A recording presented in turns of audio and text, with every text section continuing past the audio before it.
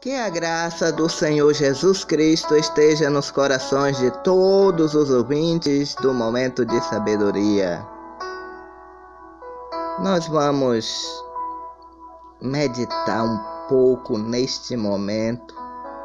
Às vezes você pode estar me perguntando, ou perguntando a si mesmo, por que Deus fica em silêncio diante de tanta maldade que acontece neste mundo? Será que Deus estaria cego diante da maldade do mundo?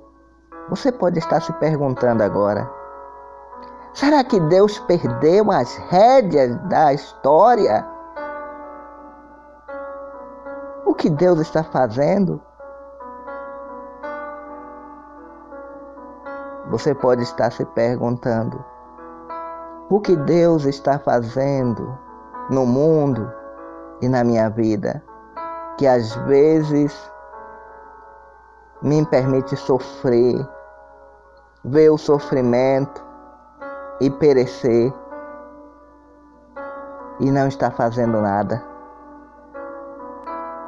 Se seu coração já se sentiu assim, meu irmão e minha irmã,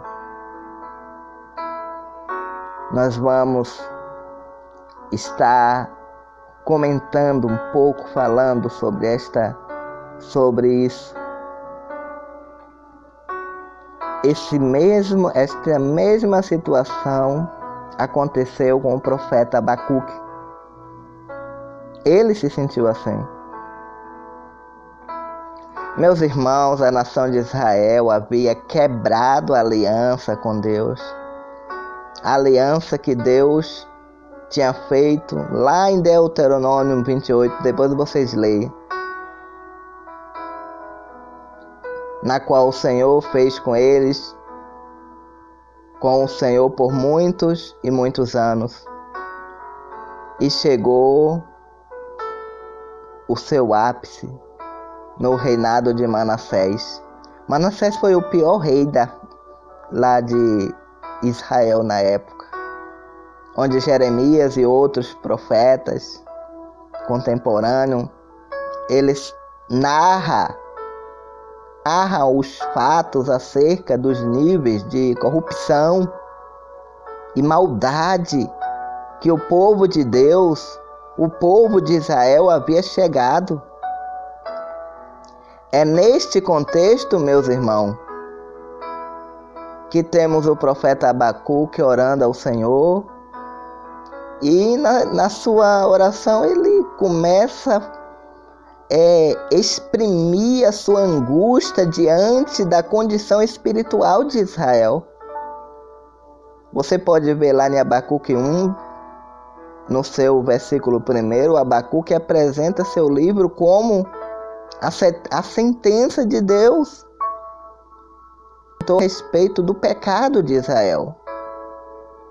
Então, meus amigos e irmãos em Cristo, a angústia de Abacuque diante da impiedade,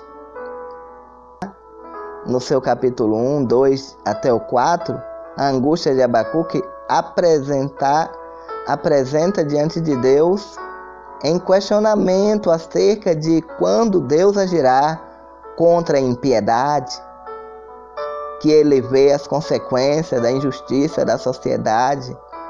O coração do profeta, meus irmãos, revela as percepções que produzem angústia. Todos nós passamos por isso. Nós passamos pelo tempo da ansiedade, para que se resolva. Nós passamos por tudo isso. E sei que quando tudo o Senhor pode. Abacuque chegou a dizer assim, eu sei, Senhor, que tudo pode. Abacuque questiona até quando Deus permitirá e não agirá diante do seu clamor. Ele estava angustiado, meus irmãos, acerca da impiedade de Israel. a razão, o que vejo, não condiz com a forma que acredito que Deus deveria agir, porque o meu Deus não faz nada. Ele faz essas perguntas. Abacuque questiona por que Deus permite toda aquela impiedade que ele vê diante de seus olhos. As consequências visíveis, o mal, tende a piorar se nada for feito, ele diz. Faça alguma coisa, por favor, ele diz. Abacuque, meus irmãos, descreve as consequências sociais da impiedade de Israel e da fação diante de Deus, diante de tudo aquilo. Mas só que ele faz todos os seus questionamentos. Mas aí vem a resposta de Deus ao profeta e também o anúncio do juízo. Deus não deixa seus profetas, seus servos sem resposta. A resposta de Deus a Abacuque foi essa, revelando que traria os caldeus, meus irmãos, com violência sobre Israel e demais nações. Abacuque disse: o que Deus fará? Então Deus anuncia sua obra, que será vista por todas as nações, ao trazer sobre eles os caldeus como nação cruel, para tomar as terras deles. Fato importante é nós sabermos que Deus é soberano. É nós sabermos que Deus controla, meus irmãos, todas as circunstâncias na terra. Deus guia a história, meus irmãos. É muito importante nós sabermos que Deus levanta reis e derruba reis. Deus endurece coração e quebranta, como Ele quer, conforme vemos em Romanos 9. O instrumento de Deus, Ele descreve como são os caldeus em termos de sua capacidade de dominação de guerra. Deus descreve como seria feito. Deus descreve como eles irão tratar as nações que atacam e como zombam dos outros por causa de seu poder. No fim de tudo, de todos, serão por sua maldade. Deus mostra que eles continuarão avançando, motivados pela idolatria. A sua força que se tornara a sua condenação diante de Deus. Deus revela tudo isso ao profeta Abacuque. Agora, uma coisa muito importante eu quero dizer, que apesar da soberania de Deus, mas eles são responsáveis pelos mal que eles fizeram. Eles foram condenados por isso. E existe aqui a necessidade de equilibrar a responsabilidade humana e a soberania divina. Eles estavam sendo castigados porque eles causaram aquilo, porque eles motivaram aquilo. Aí você pode me perguntar, por que Deus fará esta obra? Por que Deus permitirá esta maldade? Aí eu vou te responder, meu irmão, em Jeremias 29, versículo 10 e 14. Porque assim diz o Senhor: certamente que passados 70 anos em Babilônia, vós visitarei e cumprirei sobre vós a minha boa palavra, tornando a trazer vós a este lugar, porque eu bem sei os pensamentos que tenho a vosso respeito, diz o Senhor, pensamento de paz e não de mal, para vos dar o fim que esperais. Então me invocareis e ireis e orareis a mim, e eu vos ouvirei. Buscar-me-eis e com todo o vosso coração, e sereis achado de vós, diz o Senhor, e farei voltar o vosso cativo, e congregar-vos-ei de todas as nações, e de todos os lugares para onde vos lancei, diz o Senhor, e tornarei a trazer-vos ao lugar de onde vos transportei. Então, Deus fez essas coisas para que ele se voltasse para Deus. Meus irmãos, às vezes Deus permite que aconteçam coisas ruins na tua vida por causa da maldade do teu coração, por causa da tua perversidade, por causa da tua arrogância, por causa do teu egoísmo, por causa da tua idolatria. Tudo isso acontece. E o reino de Israel estava em transgressão, meu irmão. O reino estava em transgressão e uma nova aliança estava sendo preparada. E o reino corrupto dos reis da linhagem de Davi seria substituído pelo Rei eterno Jesus, que também viria da linhagem de Davi. O texto, meus irmãos, nos apresenta este quadro de convite ao reino eterno de Cristo, que será oferecido a todos os que se arrependerem, primeiro do judeu e também do grego. Nós vemos isso lá em Isaías. Então Deus transformou o mal em bem. Então como é que nós vemos nas palavras de José? Nas palavras de José, nós vemos lá em Gênesis 50, vamos prestar atenção aqui. Assim direis a José, perdoa,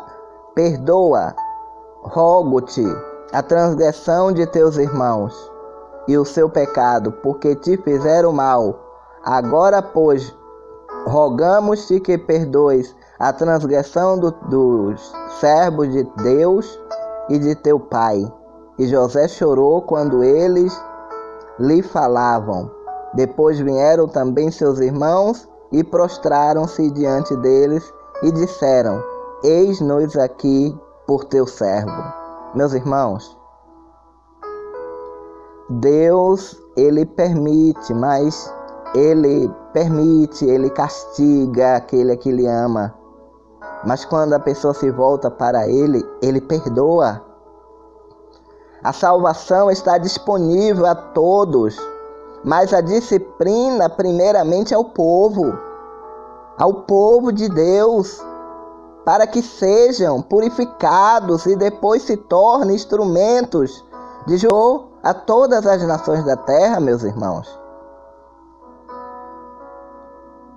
Esse texto de Abacuque nos ensina muito. Nos ensina muito, irmãos. Deus mostra que agirá com justiça, trazendo contra seu povo uma nação ímpia para julgar a impiedade de todos no final, e assim responde ao clamor angustiado do profeta. Meus irmãos, Deus está inativo em seu propósito, e diante da impiedade Deus usará todas as circunstâncias, e mesmo parecendo aos nossos olhos permitir a injustiça, ele julgará a maldade de todos os homens por todos os meios, mas primeiro do judeu e depois do grego. O povo que conhece o Senhor será julgado primeiro, para ser salvo depois.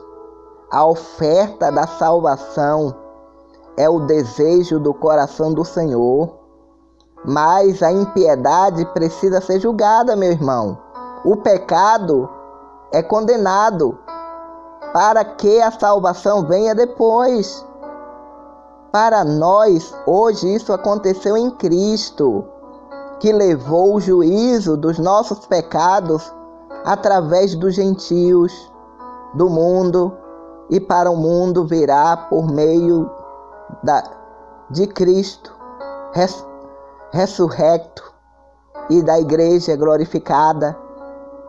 Quem estiver em Cristo já foi justificado de seu pecado, e um dia julgará toda a maldade deste mundo juntamente com Cristo. Agora eu pergunto a você, você está de que lado desta história? Hein, meu irmão? Você está de que lado desta história? Você está sendo julgado pelo mundo por ser justo em Cristo e sofrendo em sua carne o que resta das aflições do justo, que é condenado pelo mundo? Ou você é o mundo que condena o povo de Deus e persegue e o maltrata? Pois se você for o mundo, saiba que Cristo é a igreja. Cristo, meu irmão, e a igreja te julgará com força do Senhor. E será muito tarde para você. Tenha certeza disso. Tenha certeza disso. É isso aí, está chegando ao final o nosso momento de sabedoria de hoje. Eu quero continuar falando com vocês que nós necessitamos de ajuda para a igreja, para a construção da igreja Chamas Vivas sobre o altar lá em Itapevi. A conta é Caixa Econômica Federal, agência 3530, operação 013, conta 00003963, dígito 4, Fábio Silva Nascimento. A todos um grande abraço e tchau a todos.